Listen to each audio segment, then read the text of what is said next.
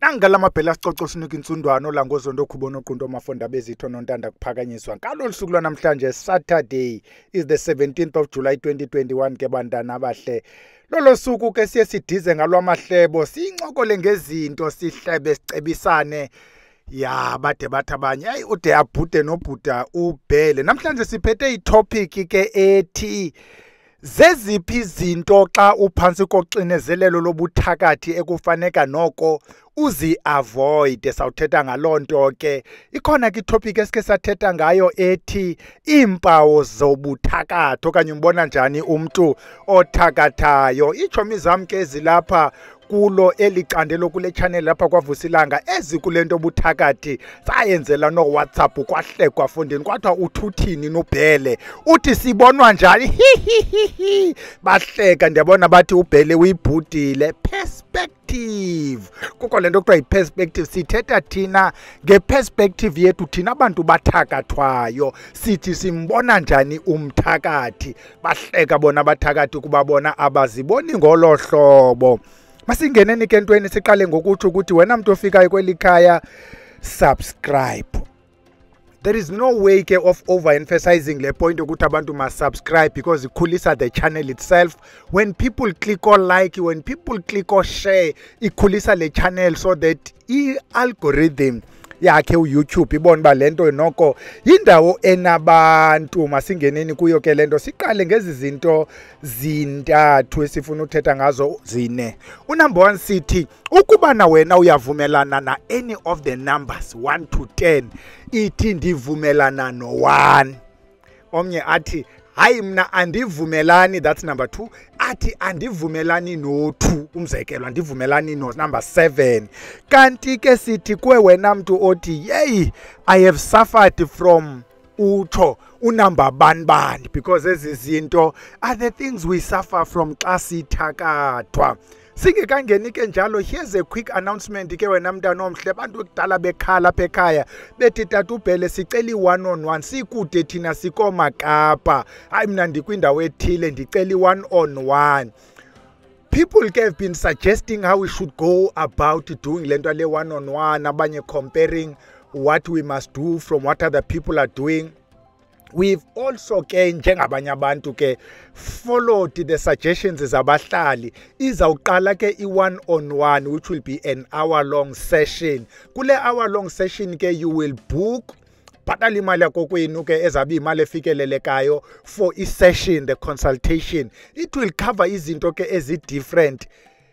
Here's the thing, we cover only the things we talk about kule channel, from izinto zokunyangwa masitsho, izinto zamayeza. Someone ungumuntu ozinyangelayo kula kona yakhe unid 1-on-1 session nobhele so that we share, achaze ukuthi hey bhele ndina the following challenges apha esigodlweni, I need assistance. We talk about that esabantu bamayeza.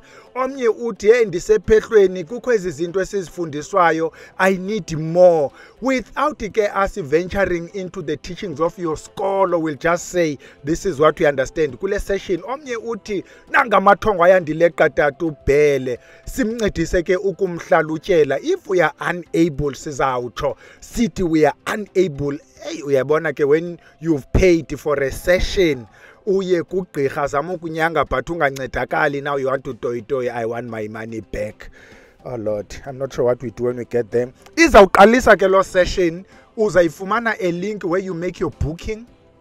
I-booking you'll get a number of days ezi-available, kweentsuku zi-available, amaxesha available. You click, you fill your details, and then after ela xesha belichaziwe lifikile lento zamani reminder ke ungalibali une-session, and then ke ngokutata ubhele ngela xesha xa selifikile will call you for that hour. Pheza ke bhele singene kwezobuthakathi kuba siyathakathwa kule kona sithi things not to do, things to avoid xa uphantsi koxinizelelo lobuthakathi. You see, many of us, me included, we've been under uxinizelelo lobuthakathi. You see, ezi zinto zi-10 we'll talk about, nam I was affected kwezinye zazo. Number 1, xa uphantsi koxinizelelo lobuthakathi, don't give up. Xa sewuthakathwe kakuhle uqonda uba yeyi hayi kudala ndizama ndiyanikezela mabenze lento bafuna uyenza sibone bazawuphelela phi. That's what they want to achieve. This is a tennis nto bayibiza ntoni watsho omnye utata wayenyanga uthi bhele lento ifana netennis lento bhele nihlulwe licingo omnye ungapha omnye ungapha ubethe itennis umuntu ize kuwe. Don't let it pass by. Mayingakugqithi mayingaqampi ihlale iyeke is kwelakho icala lecourt ibethiye bhele nayo uzawubethi aye uphinde uyibethiye apha. The one who wins is the one who keeps the focus and the energy. The one who loses is the one who loses the concentration, the stamina and focus and all that. Don't give up, don't lose focus, keep pushing. Ithi ke imoto yalapha ekhaya abantu ekudala belapha ekhaya will know this dictum. Ithi whatever happens, don't give up, keep pushing, keep fighting, do anything possible including ukuhlamba ngomchamo uchamele esandleni uzithambise because uvuke nalonto ungayiqondiyo because unalonto. Do something. That's the bottom line. Do something. Ikhona enye video sithi noba uthatha i-aromat man uyidibanise nechilisi ufake ityiwa ufake ispirit jonga kule khabhathi yakokwenu what is there. Dibanisa uqhumisa uchele ushawutise. Do something. Number 2, don't want to kill. Xa sewuthakathwe kakuhle singabantu bamayeza mos from time to time we get calls umuntu afone tata ubhele ingabo apha ekhaya aniyenzi na into yobulala umuntu othakatha omnye umuntu nanku makazi uyandithakatha awunawo na amayeza okubana ndikhawuleze ndimnyuse. Here's what we've argued when we're talking about lento kuthiwa yi-commission of what. Yabona ubhele ndiyabona uba uyayidinga la kofi is not focused ubhele ayingoku kuthiwa isigeleke xa sifocus. We discussed into ye-termination of pregnancy. We discussed into ye-abortion back in time. Apho sathi omnye umuntu wacommit abortion as a 14-year-old esoyika abazalwa bazawuthini ngoku ekhulelwe lo mntana una 14 wayenza lo abortion. That thing committed when this person was 14 is now 42. Imeko yakhe ubomi bakhe busamile because of that problem which was nothing back then and it was impulsive nalento wayenzayo. It was pressure of the moment wenza lanto ihamba naye ngokwayimiyeka ngade ayirectify. Unfortunately ke ukubulala knowingly ukuthi uyabulala apho mos sithetha ngomuntu who didn't know. Now you knowingly kill. Now you kill umuntu wakokwenu. Uzawungena njani kwisihlole sakokwenu? Okay ke uthi ufuna ubulala umuntu wase next door. How do you continue to live knowing ukuthi there's blood dripping from your hands? Uyasivesa silungu. Ithi into iya kumuntu wamathaka wamayeza umuntu onyangayo uthi ndiphansi koluxinezelelo ndicela amayeza ukuba izinto zomthakathi zibuyele kuye akunike izinto utsho xa uthethe kuyeyezeni uthi bonke abandifaka phansi koxinzelelo endibaziyo nendingabaziyo into zabo mazibuyele kubo babulalane bodwa mababulawe zizinto zabo. And then we keep saying my hands are clean. Utsho ke umuntu osebenzisa amayeza. Number 3, don't have a temptation yokutshintsha abantu bamayeza. Ufika kubhele akunike amayeza uhambe wasebenzisa for 3 days. 3 days later uthi into zikabhele ziyacotha ndimbonile udadobawo kanye umakazi ngathi akakophuka imlenze. Ubaleke kubhele uyongena kwamkhize ufike kwamkhize unikwa amayeza. You see, the problem is not what I've referred to before. Ukudibadibanisa lamayeza azawuphele nawo ekuxaka uphela ungalazi noba elinye bekuthiwe lenzani. Uzawuphela yongena emizini erongo. Uphela usiza namayeza aza kuphathela izilwane zalamizi. You now have 2 problems. The problem you started with, now unesisilwane. Hey, we know people athi ndaya kweli khaya hey andisamphuphi nje utata wapha. Ukhona omnye usisi uthi la ndoda yandinika amayeza sendiyiphuphile lapha esofeni sendiyiphupha ichayinta apha eyadini sendiyiphupha ilala nam sendiyiphupha ubomi bam bumile ngoku after ndaya kulaa tata. You now have this new urgent problem. So uye kumntu wamayeza hayi ndifuna noko kukhutshwe laa tata. owayezosebenza apha ekhaya, ezazinto owazishiyayo apha ekhaya zenze izinto zalapha ekhaya zawesi, noko mandibuyele kulaa nto yothakathwa kunalena imeko. So ithi le nto, don't keep changing abomayezeni until uyofikelela korongo. Unumber 4, don't overstretch yourself mntana omhle. Uyabona le nto iyelelene kule sigqibo othetha ngayo above. Overstretch yourself, overspending, overcommitting yourself, because uvile ukuthi yey abantu baseMalawi bayayenza le nto. Uye eMalawi, you spend a lot of money. Let me tell you, ubuthakathi bubuthakathi iya ngokuba buthakwe njani. Ubuthakathi bengingqi yakho, bakhona abantu within the borders or the corners of this country who can deal with. Abantu believe ukuthi mna ndithakathwa differently because le nto yikonsetya wena. You believe ukuthi akekho umuntu wakho wathakathwa ngolu hlobo. Uthakathwa ngumuntu lapha next door. You think obubuqu buthatha apho obubuqi bokuthakatha ngendlela ecaba i-specific i-temptataion yona yodwa. Hamba kubantu bama yeza within the vicinity. You see abantu, this is what they are forgetting. Jeba wena usuka eMonti usiya eDurban, kukho abantu abasuka eDurban abeza apha eMonti. Yes, abantu bathi induku egawulwe kude inhle. No, sometimes is us psychological. We believe ukuthi izinto esizikhuphele oma 10,000 15,000 they've got value kunalo mama who's down the road oza kubiza i500 rand. Abantu abafuni imali ezincinci. As a result, they have become amaxhoba abantu bamayeza. Abantu, we're telling you apha ekhaya, is not a secret. As of now, the 17th of July 2021, umntu ofikileyo apha ekhaya nobuzonyangelwa into ebizwa bani. Ukubuzonyangwa apha ekhaya, we've got fixed amount. We don't care buzele ntoni. Fixed amount and is under 1,000 rand.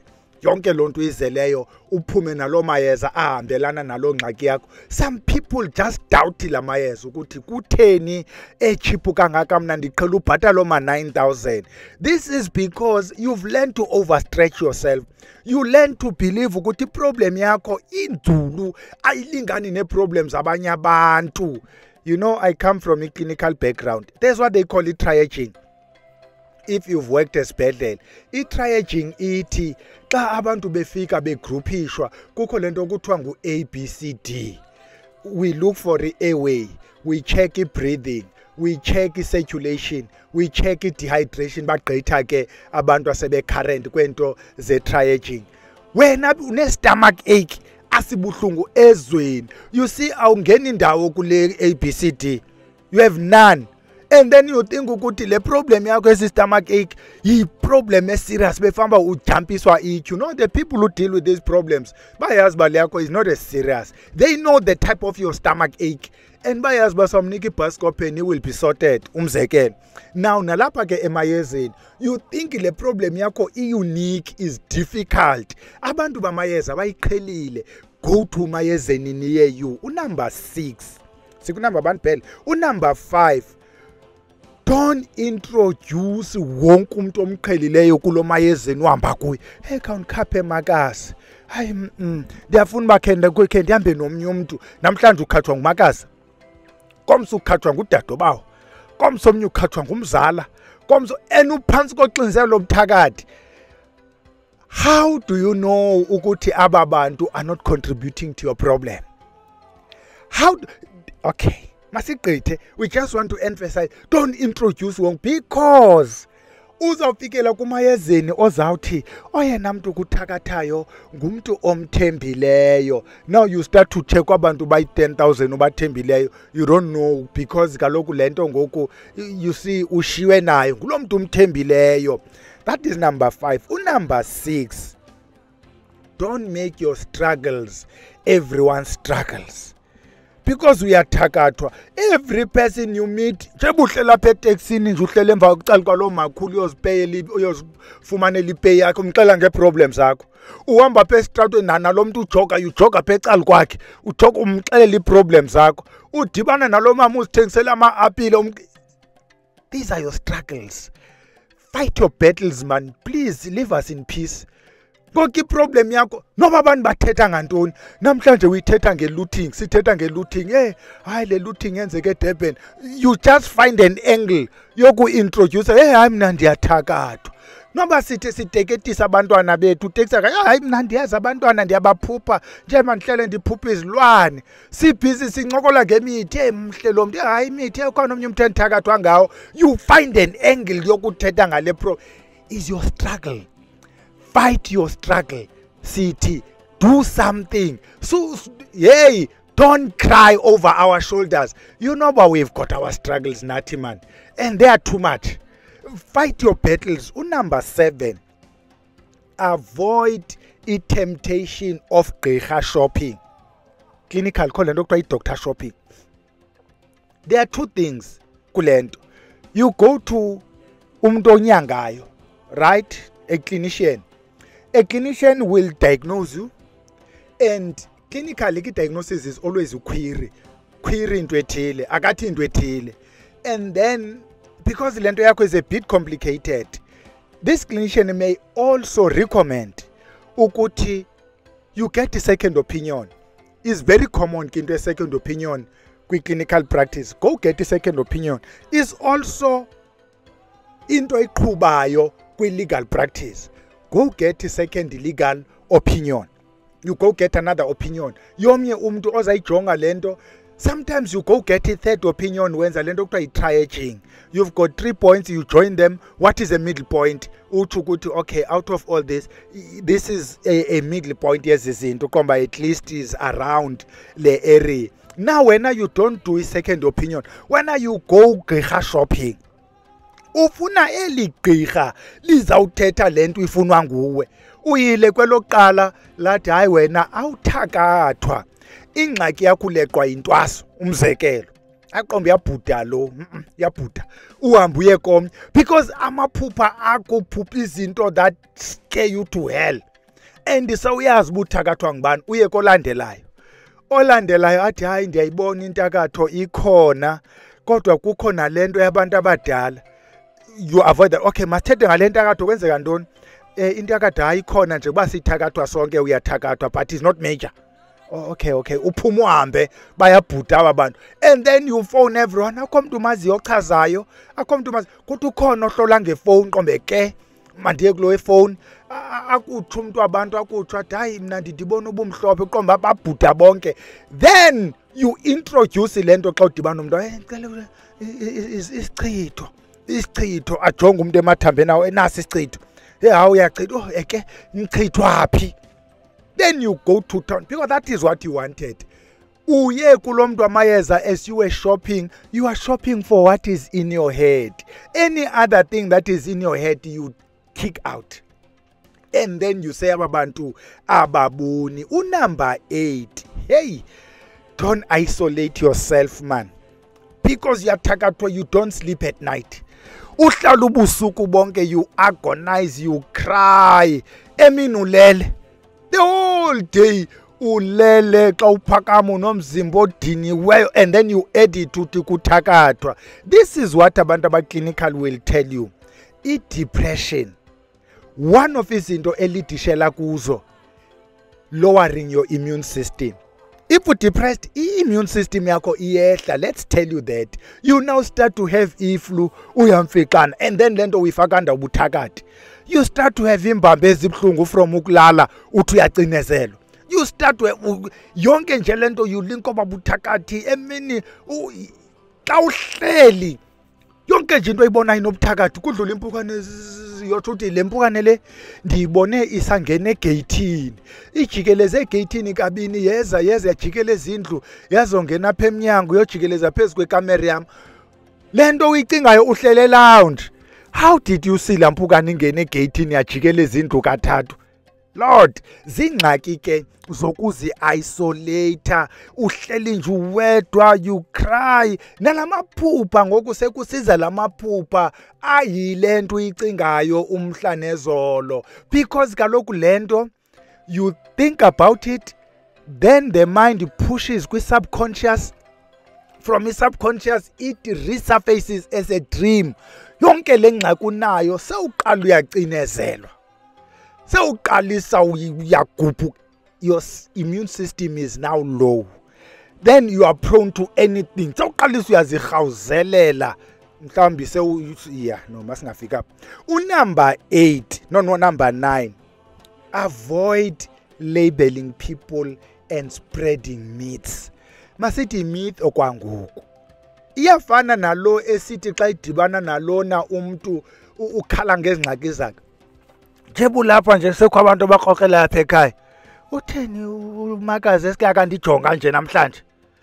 Utheni udadobawo nje bevukile xa indibulisa wathethela ezantsi? Kukutheni utata omncinci nje beqhela ukuza nje ekseni engakhange afike? You see now lento yakujikeleza. Uthakathiwe mntana omhle. Ubuthakathi budlala ngawo, yayibona ke ngoku uthakathisa wonke umuntu. Number 10. Do not run away from ekhaya. Sawumkango ke ekhaya yohlala eChomini. Sawumkango ke eMonti yohlala eBhayi. Sawumke eBhayi ngoku yohlala eGauteng. Ubaleka ubuthakathi. Abathakathi trekkers are with you. Bakulandela overseas. This is true. We've got abantu aba overseas abasalandelwa zizilwane zasecegcuwana. Usuke ecegcuwana wayohlala eNetherlands. Into zobuthakathi, uthakathwa ngumuntu weselalini yakokwabo who's never been outside igcuwa. Let alone ukuye edutywa. Has never been outside igcuwa kodwa ukulandele useNetherlands. Kuba kaloku ezi zinto ziya. Don't run away from ikhaya. Iba yenye yezinto ezi ezenza abantu abathakathwa ubuthakathi bube worse. Usuke kwizilwane zakokwenu, they followed you, wafike lapha ekhaya, now you came to bediness. Sesisoyika nokubuza ba uzohamba nini? Yazi siyakhalela ukubuza ba uzohamba nini, because we don't know why you are here. And njengoba sihleli nawe, you are so depressed. Whenever we talk to you, sometimes you just cry nje. You just cry. Kuba uhleli nje ucinga obubuthakathi, you came to bediness. Go home man. Hamba uyokhala kokwenu. At least kokwenu namaxhanda kokwenu apho uzafika uthethe nabantu abadala. Uthi bantu abadala iyandongamela nansi into yemimoya emdaka. Ndicela yo intervention. Yes, xa kokwenu yakwazi nothatha uthuthu uhlambe ngalo. Xa kokwenu yakwazi nothatha umgquba wekhaya do something. Wenze nje abantu bakokwenu bancedise. Uye kwidlaka likamama wakho, likadade bawo, likamakazi, likatata omkhulu uyokhala. Ngokubalekile useKapa, now you've got problem number 2. Yengxaki zakho nozibalekileyo. Nazo ke izinto ebesithi makhe sithethe ngazo zikhona nezinye ke, but these are the most common. Sithi ke khawukhuhlomle uthi Bhele unumber 1 ndiyamkhumbula. Hayi Bhele unumber 2 andivumelani nawe. Hayi Bhele mna ndikhe ndakwethile. Masincokoleni manapha ezantsi. We also invite nawe mntu manozithakathela. Kaloku sisichomene mosisi kulento sonke. Nawo thakatha khawuhlebe izichomi zakho zithakathayo man. Usinhluvise nje so that sikwazi not kuwe, asizuzikhusela kuwe. Sifuna uzikhusela kwezichomi zakho man. Masiyekilale siyodibana. Here's heads up, we will bring back uSunday. Uzawuza ekwenye shape ebufundarha. Uzawuze kwishape efundileyo uSunday. Masibe siyekilale oko namhlanje sithi camagu.